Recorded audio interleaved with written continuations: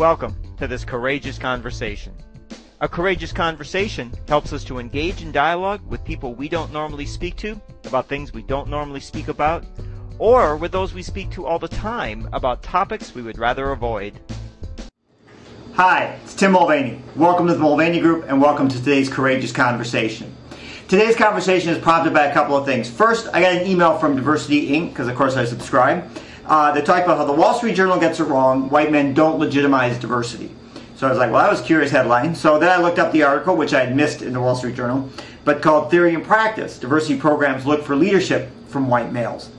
And what the original Wall Street Journal article talked about is how some organizations are turning to white guys to lead their diversity efforts because they're saying that it's not integrated into the business yet, and it's been a sideline. It appears to be a sideline effort, and their tactic is to get a white guy to be the messenger for this, and feeling that that's going to make a difference.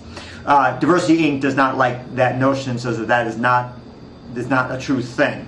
Well, a couple things I want to say about that. One, the first concern I have about all this is if diversity efforts are still a sideline issue, they're still seen just as HR, sideline, something else to do rather than an integrated part of the business, there's a serious problem. Bigger problem than just whether or not it's a white guy running the particular programs. Because at this point in time, many organizations have been at this 15, 20 years, and if it's still aside, it's still dismissed, then you need to maybe take some dramatic action to change the course of that. And that might mean having a white guy be your leader of your diversity efforts. Because I hate to say it, because it is racist, sexist, and homophobic, but if people walk into a diversity training room and a diversity person is a woman or minority, it's an easy way for a white guy to dismiss it. It's like, see, just proof positive that this effort is not for me, there's not a spot for me, I don't have to do anything because it's actually somebody else's problem. And I'll tell you also, as a white guy who does diversity training, I can see people's faces as they walk in a room and see me standing there. They're like, already the notion of what this is going to be has now come into question. And so that's the first thing. One of the things that Diversity Inc. talks about then also says that the way to get your diversity efforts successful is with active CEO support.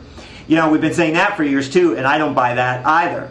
And the reason for that is, first off, most of us don't have access to the CEO. Most of us don't have access to you can't just call them up and go, okay, listen, we need your support, and it's like, okay. Because we've seen many organizations with active participatory CEO support, and folks inside the organization don't buy it, and nothing happens. I still remember when Art Ryan took over Prudential years ago, just on a whole other time, he was surprised that people inside the organization could disrupt his recommendations that we need to do X, and people in the organization go, nah, we're not going to do that. And it just didn't happen. And it took them some effort to figure out how to work the organization. So just because the CEO says we're going to do it doesn't mean it happens.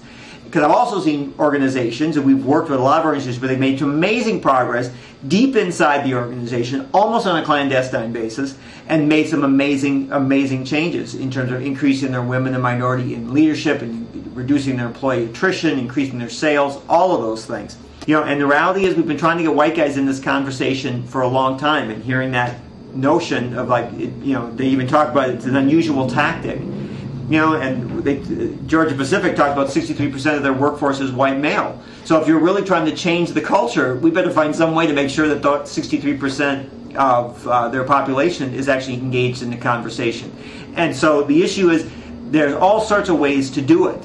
And I don't think there is not a singular way. And so having a white male lead your efforts helps you do it. If a black woman is it, then do it. If it's based in operations rather than human resources, if that helps you, do it. If having your CEO support is the most important thing, then get it.